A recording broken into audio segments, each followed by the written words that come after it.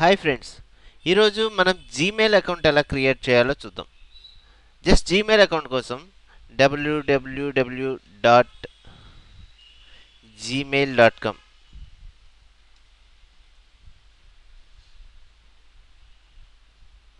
మనకి ఇలాగా account creation వచ్చింది.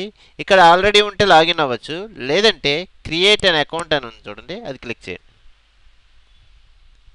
ఓకే, ఇక్కడ ఒక ఫిల్ ఫామ్ ఇచ్చారు. సేమ్ నేమ్,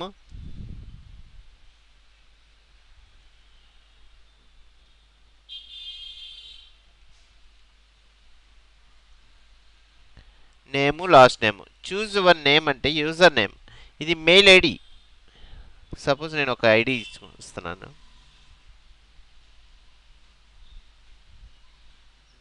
ఇక్కడ మనకి అవైలబిలిటీలో ఉంటే ఓకే అనుద్ది, లేకపోతే లేదని చెప్తుంది. లేదంట. కింద కొన్ని సజెషన్స్ ఇచ్చాడు. క్రేజీ విడ్స్ 58 సమ్ ఇచ్చాడు. నాకు సమ్ క్రేజీ విడ్స్ 1 2 3 ఇది ఉందని చూద్దాం. లేదంట. Next 319 no.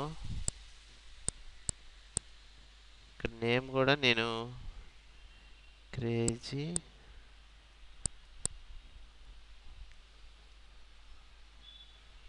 విడ్స్ అని వేస్తున్నా. ఇక్కడ చూడండి. ఓకే, లేదు.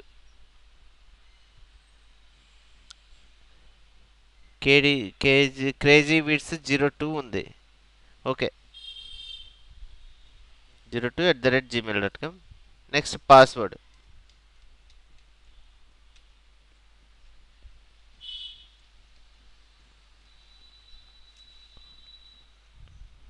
ఇక్కడ చూడండి, యూజ్ అట్లీస్ట్ 8 క్యారెక్టర్స్ అని ఉంది. మనం 8 క్యారెక్టర్స్కి పైనే ఉండాలి, కానీ లో ఉండకూడదు. Next same confirm password.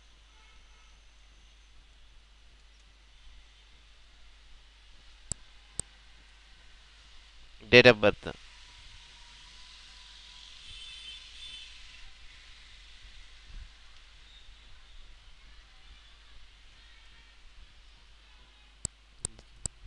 Mail, phone number.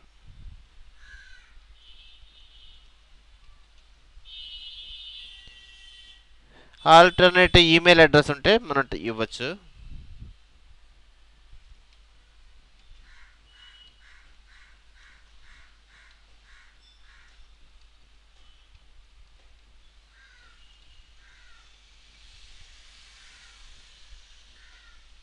Verification. Skip this verification. India. Okay, common words are easy to guess, try again అంటుంది. ఇక్కడ కూడా సమ్ పాస్వర్డ్ మారుతాం.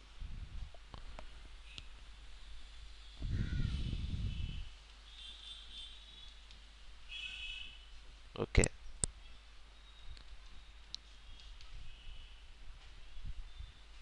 Okay, I agree. Next step.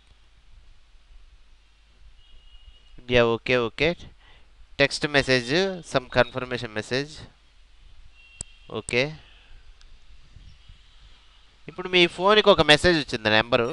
అది చూసి మనం టైప్ చేసామనుకోండి, వెరిఫికేషన్ అయిపోద్ది. ఇమీడియట్గా ఆటోమేటిక్గా వచ్చేస్తుంది.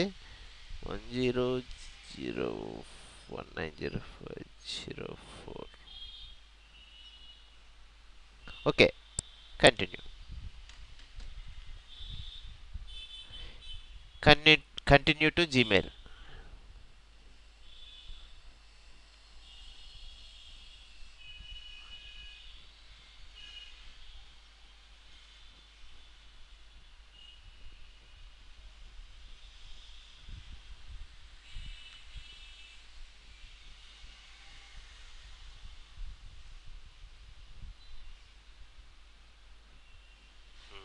Welcome to Gmail crazy. Okay, cancel. మనకి ఆటోమేటిక్గా 3 ఈమెయిల్స్ మనకి మీ ఇన్బాక్స్కి సెండ్ చేస్తాడు. ఓకే, మనం కంపోజ్ చేసుకోవాలనుకోండి. ఇప్పుడు సపోజ్ వేరే వాళ్ళకి మెయిల్ పంపించాలనుకుంటే కంపోజ్ మెయిల్, లేదు వేరే వాళ్ళు మనకు పంపించారంటే ఇన్బాక్స్లోకి వస్తాయి. ఆల్రెడీ మనం ఎవరికైనా పంపించామనుకోండి ఆ మెయిల్స్ సెండ్ మెయిల్లో ఉంటాయి. సపోజ్ కంపోజ్ మెయిల్ క్లిక్ చేశారనుకోండి, ఇక టు సపోజ్ వేరే వాళ్ళకి మెసేజ్ ఈమెయిల్ చేయాలంటే టు, ఒకవేళ సపోజ్ ఇద్దరికి చేయాలనుకోండి, సపోజ్